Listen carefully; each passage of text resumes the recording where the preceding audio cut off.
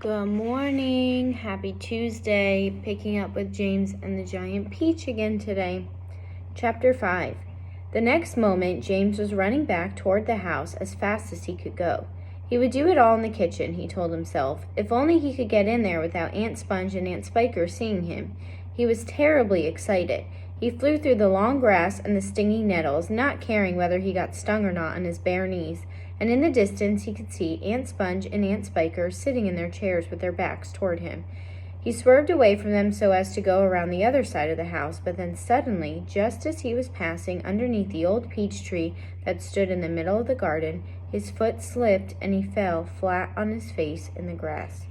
The paper bag burst open as it hit the ground, and thousands of tiny green things were scattered in all directions. James immediately picked himself up onto his hands and knees and started searching around for his precious treasures.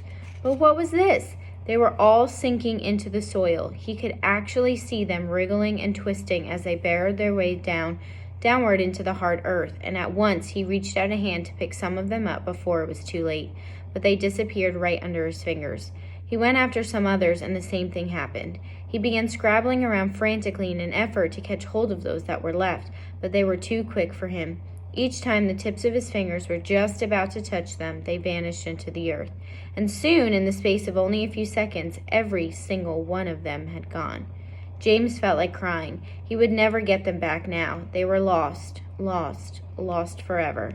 But where had they gone to? And why in the world had they been so eager to push down into the earth like that? What were they after? There was nothing down there, nothing except the roots of the old peach tree, and a whole lot of earthworms and centipedes and insects living in the soil.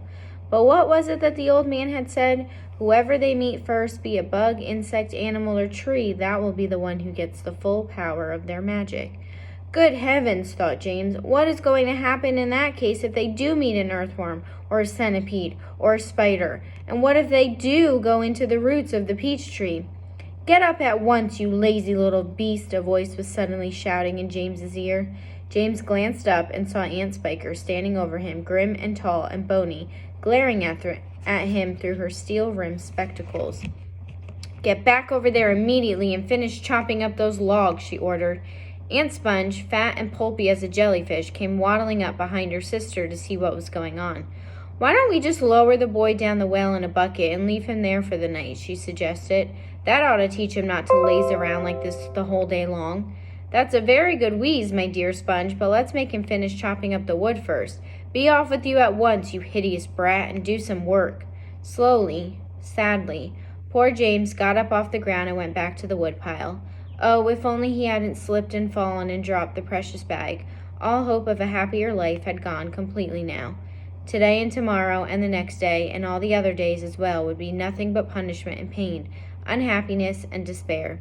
He picked up the chopper and was just about to start chopping away when he heard a shout behind him that made him stop and turn. Chapter 6. Sponge! Sponge! Come here at once and look at this! At what? It's a peach, Aunt Spiker was shouting. A what? A peach, right up there on the highest branch. Can't you see it? I think you must be mistaken, my dear Spiker. That miserable tree never has any peaches on it. There's one on it now, Sponge. You look for yourself. You're teasing me, Spiker. You're making my mouth water on purpose when there's nothing to put into it. Why? That tree's never even had a blossom on it, let alone a peach. Right up on the highest branch, you say? I can't see a thing. Very funny. Ha ha. Good gracious me! Well, I'll be blowed. There really is a peach up there. A nice big one, too, Aunt Spiker said. A beauty, Aunt Sponge cried out. At this point, James slowly put down his chopper and turned and looked across at the two women who were standing underneath the peach tree.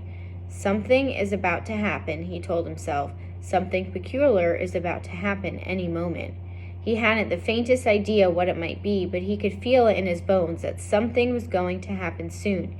He could feel it in the air around him, in the sudden stillness that had fallen upon the garden.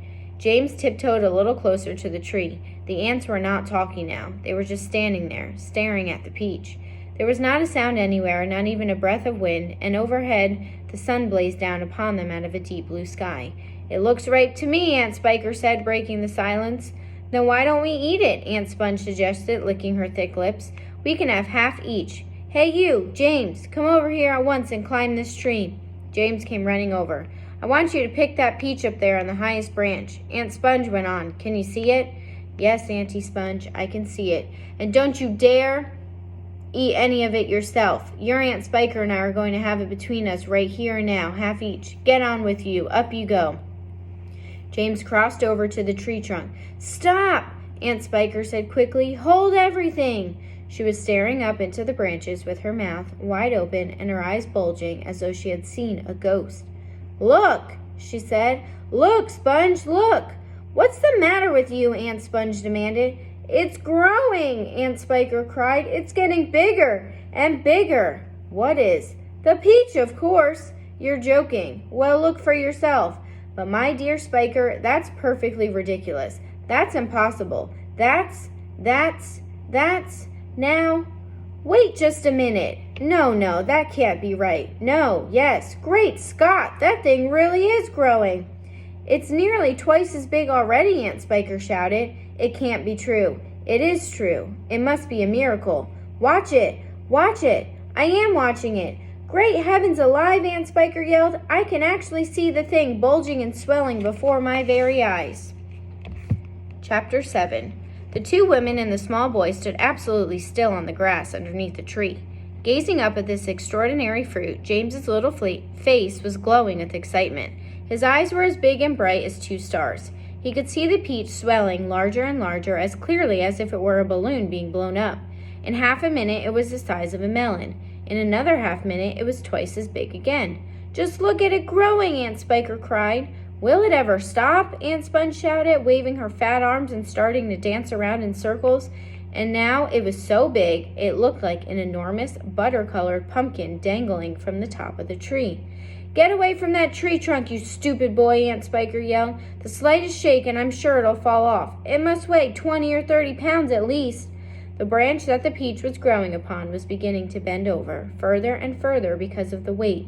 "Stand back!" Aunt Sponge shouted. "It's coming down! The branch is going to break!"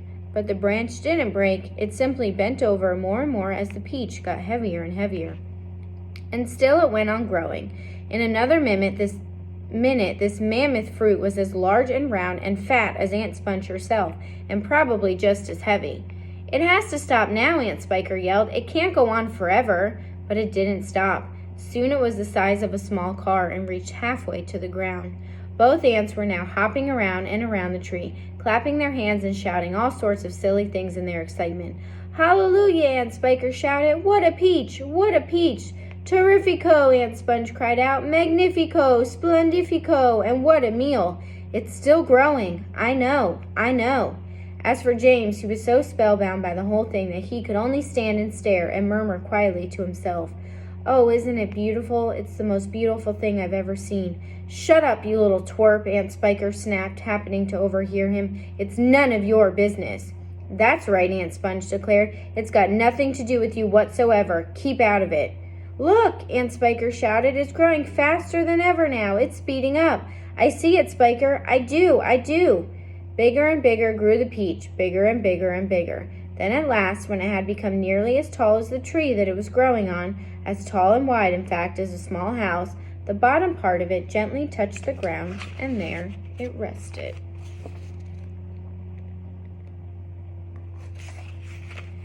"It can't fall off now," Aunt Sponge shouted. "It's stopped growing," Aunt Spiker cried. "No, it hasn't." "Yes, it has. It's slowing down, Spiker. It's slowing down. But it hasn't stopped yet. You watch it." There was a pause. "It has now." "I believe you're right. Do you think it's safe to touch it?" "I don't know. We'd better be careful." Aunt Sponge and Aunt Spiker began walking slowly around the peach, inspecting it very cautiously from all sides. They were like a couple of hunters who had just shot an elephant and were not quite sure whether it was dead or alive, and the massive round fruit towered over them so high that they looked like midgets from another world beside it. The skin of the peach was very beautiful, a rich buttery yellow with patches of brilliant pink and red. Aunt Sponge advanced cautiously and touched it with the tip of her finger. "It's ripe," she cried. "It's just perfect. Now see here, Spiker. Why don't we go and get us a shovel right away and dig out a great big hunk of it for you and me to eat?" "No," Aunt Spiker said, "not yet." "Why ever not?" "Because I say so." "But I can't wait to eat some," Aunt Sponge cried out. She was watering at the mouth now, and a thin trickle of spit was running down one side of her chin. "My dear Sponge," Aunt Spiker said slowly, winking at her sister and smiling, a sly, thin-lipped smile, "there's a pile of money to be made out of this, if only we can handle it right. You wait and see." And that's the end of Chapter 7. Have a great day.